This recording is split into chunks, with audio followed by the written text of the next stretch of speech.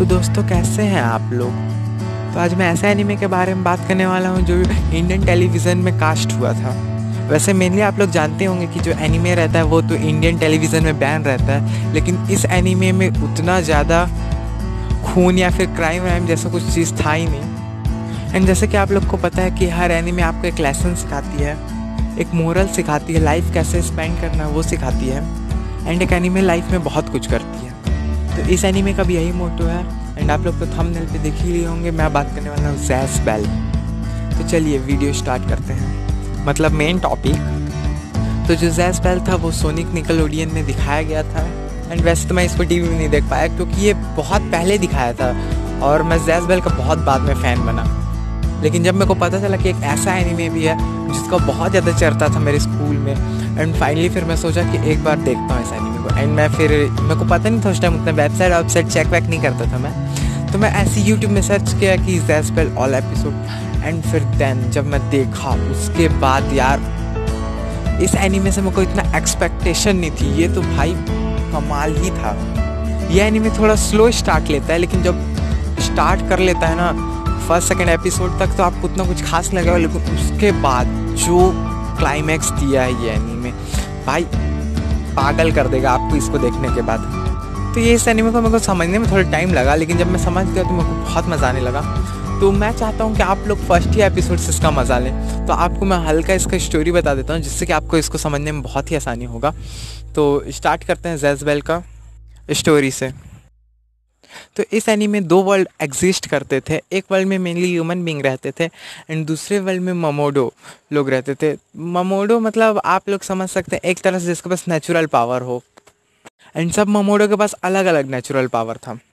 तो इसमें होता ये है मेनली कि जो जहाँ ममोडो वर्ल्ड है, जहाँ ममोडो लोग रहते हैं, वहाँ हर 100 साल में एक बैटल होता है जिसमें कि हज़ारों ममोडो को अर्थ पे, मतलब जहाँ ह्यूमन बीइंग एग्जिस्ट करते थे वहाँ पर उतारता है एंड सब बैटल करवाता है। एंड जो ममोडो रहते हैं उन लोग एक दूसरे से फाइट करते हैं और जो सबसे आखिरी तक बचा वो ममोडो विनर कहलाता है एंड वो फिर फाइनली उस ममोडो वर्ल्ड का किंग बनता है। जो जितने भी ममोडे थे उनके पास अपना एक स्पेल बुक था। स्पेल बुक होता ये है कि उन लोग के पास एक बुक रहता है जिसको उन लोग कंट्रोल नहीं कर सकते। वो उन लोग के लिए स्पेसिफाई ह्यूमन बीइंग को चुना जाता है, इंसानों को, जो कि उसमें लिखा हुआ स्पेल, मतलब कुछ लिखा हुआ वर्ड को पढ़ के वो सामने वाले के ऊपर अटैक कर सकते हैं। तो जितने भी ममोडे थे उन लोग अपना पार्टनर ढूंढना स्टार्ट कर देते हैं। एंड जैसा कि इस एनीमे के नाम से ही ज़ैस बेल, तो इसका मेन कैरेक्टर ज़ैस बेल है जो एक मेमोडो है। तो इसमें होता ये है कि एक क्यू नाम का लड़का रहता है जो कि बहुत ज़्यादा इंटेलिजेंट रहता है और बहुत हैंडसम रहता है। तो उसके कोई फ्रेंड नहीं थे ज़्यादातर। एंड वो हाई स्कूल का एक बच्चा था और वो अपना पूरा कोर्स ख़त्म कर चुका था। अब उसको पढ़ाई में कोई इंटरेस्ट ही नहीं था एंड वो पूरा बुक पढ़ चुका था, यहाँ तक कि वो टीचर से भी ज़्यादा इंटेलिजेंट था। एंड इसी वजह से उसके कोई फ्रेंड नहीं थे। तो फिर होता ये है कि जो उसके पापा रहते हैं वो लंदन में प्रोफेसर रहते हैं। तो एक दिन वो जब पहाड़ के ऊपर जा रहे थे तो उनको लंदन के पहाड़ पे एक बच्चा टाइप का गिरा हुआ मिला जिसका नाम ज़ैस बेल था और उसके बगल में एक बुक था रेड कलर का। तो उसको उठाते हैं और पढ़ने की कोशिश करते हैं। तो उसमें कुछ लिखाया तो था लेकिन उसको वो पढ़ नहीं पाते हैं। तो फिर क्या होता है कि उनको अपने बेटे के बारे में पता था कि वो बहुत इंटेलिजेंट है। तो वो सोचा कि उसके पापा सोचे कि इसको अपने बेटे के पास भेज देता हूँ तो वो ईज़िली इसको पढ़ के या फिर समझ ले और जान ले कि ये है कौन। तो ज़ैस बेल को लंदन से जापान भेज देता है। तो जो ज़ैस बेल है वो डायरेक्ट खिड़की से एंटर करता है वो कियो के घर में, जो कि उसका घर था। तो जैसे ही एंटर करता है तो वो अपना बुक देता है और उसके साथ एक लेटर देता है। तो उसमें जो क्यू रहता है वो पढ़ता है कि उसके पापा ऐसा ऐसा भेजें, ऐसा ऐसा मिला है उसको ये जो ज़ैस बेल है, और इसको अपने पास रखने के लिए एंड फ्रेंड बनाने के लिए। लेकिन कियो को भी इतना फ्रेंड बनाना पसंद नहीं था। तो वो डायरेक्ट उसको बोला कि तुम जाओ, मेरे को कोई फ्रेंड वैंड नहीं बनाना है, तुम यहाँ से चले जाओ जहाँ से तुम आए हो। एंड फिर गलती से ज़ैस बेल की जगह उसके मुँह से ज़कैर निकल जाता है। एंड फिर उस जो ज़ैस बेल है उसके मुँह से इतना बड़ा सा लाइटनिंग स्टॉर्म निकलता है और उसका पूरा जितना भी खिड़की विड़की था ना वो पूरा तरीके से पूरा ख़त्म हो जाता है। तो उसको थोड़ा अजीब लगता है कि लाइटनिंग स्टॉर्म अचानक से आया कैसे, इतना सुहाना मौसम है, इसमें अचानक से आया कैसे?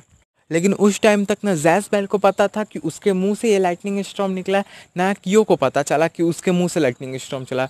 वो तो बाद में कियो को पता चलता है कि ज़कैर इसका एक स्पेल है जिसको बोलने से इसके मुंह से एक लाइटनिंग स्टॉर्म निकलता है बहुत पावरफुली, और उससे बहुत कुछ डिस्ट्रॉय हो सकता है।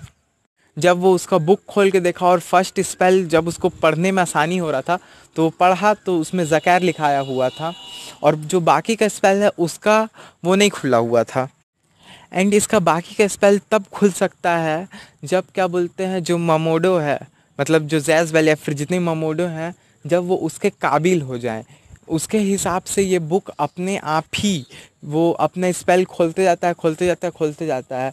कोई इसके लिए कोई मंत्र नहीं है, या फिर कोई स्टोन या फिर कोई पावरफुली चीज़ नहीं है कि तुम पढ़ सकते हो। इसमें ना वो काबिलियत मांगता है, मतलब अगर तुम काबिल होते जाओगे तो नया नया स्पेल खुलते जाएगा, ऐसा है इस बुक में। एंड अगर फाइट के दौरान जो सामने वाला ममोडो है वो अगर उसका जो स्पेल बुक है उसको जला दिया या फिर उसको किस तरह से डिस्ट्रॉय कर दिया, तो जो उस बुक के साथ ही जो सामने वाला वो ममोडो है वो भी मारा जाएगा। मतलब जो इसका बुक है ना, उसका मेन ममोडो भी मारा ही जाएगा।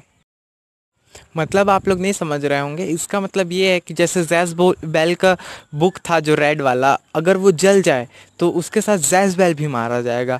वैसे ही जितने भी मामोडो हैं जिसके पास उसका खुद का बुक है, अगर वो जल जाए किसी तरह, तो वो जो उस मामोडो का जो बुक है वो भी, जो मामोडो है वो भी मारा जाएगा। एंड इसके अलग अलग स्पेल में अलग अलग पावर रहता है। जैसे कि एग्जाम्पल के बता देता हूँ, एक उसका सबसे पावरफुल अटैक है ज़ेस बेल का बाउ ज़कैर का। इसमें होता ये है कि बहुत बड़ा सा उसके मुंह से एक ड्रैगन निकलता है, जो कि सामने वाले जो उसका मोमोडो है जिससे फाइट हो रहा है उसको वो आराम से एक ही शॉट में डिस्ट्रॉय कर सकता है।